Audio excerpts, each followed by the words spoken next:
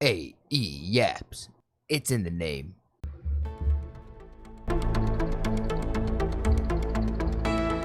Oil shock spreads across global economy.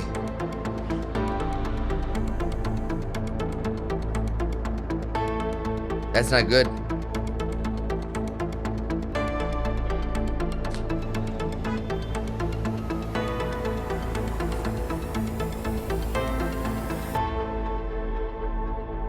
Oil Armageddon.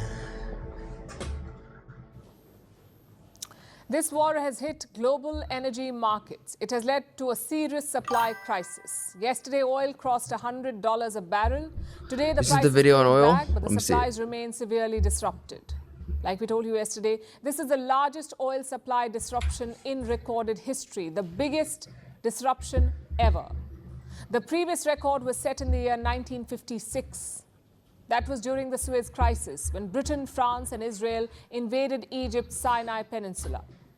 That conflict disrupted 10% of global oil supply. I don't see an oil war one. Has caused twice the damage. It has disrupted 20% of global oil supply. Oh, yesterday. We are talking about 20 million barrels of oil per day. This is the supply that has vanished from the market, 20 million barrels a day. And this gap is because oil tankers cannot move. They are stranded on the high seas near the Strait of Hormuz. Nearly 3,000 vessels are stuck there. That's crazy. You got all these ships right here, but they can't pass. Nothing's getting really past right here. Vessels carrying oil and other cargo. They cannot move, 3,000. And these are numbers from last week. Chances are more ships have joined the queue now.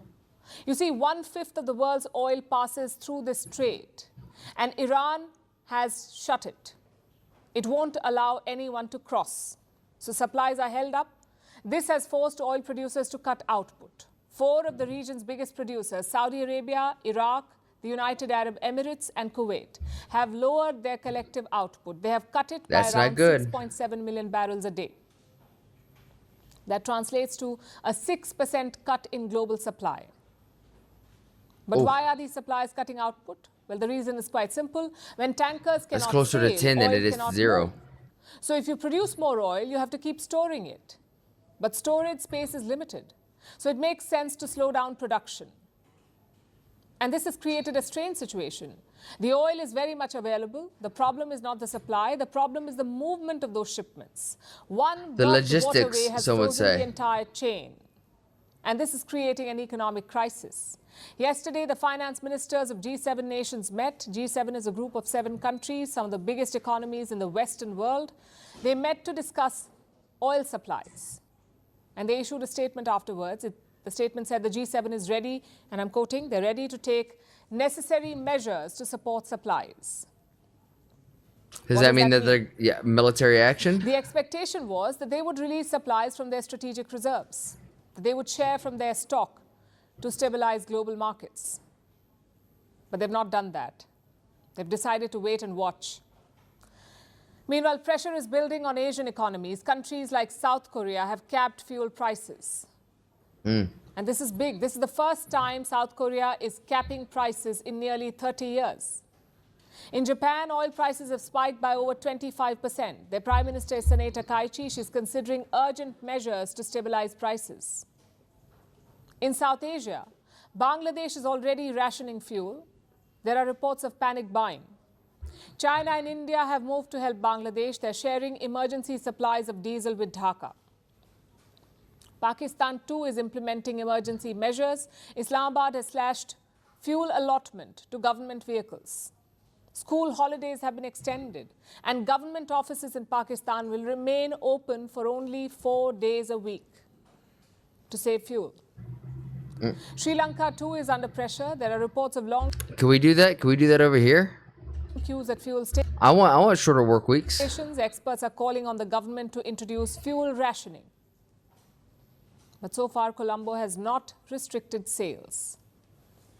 Which brings us to India. How is India faring? Thankfully, there are no reports of major disruptions in oil supplies yet. Refiners in India are purchasing Russian oil. Remember, the US issued a waiver last week. This has helped India plug the gaps.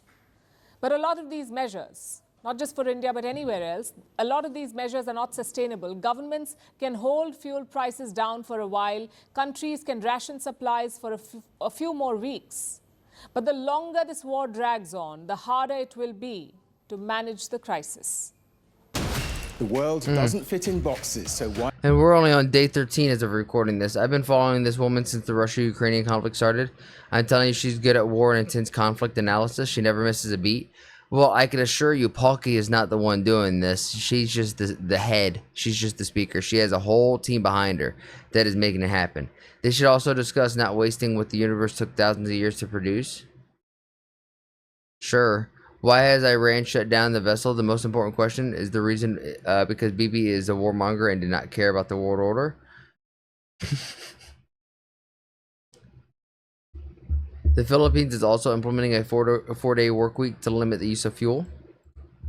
It'd be nice if we could do something like that over here.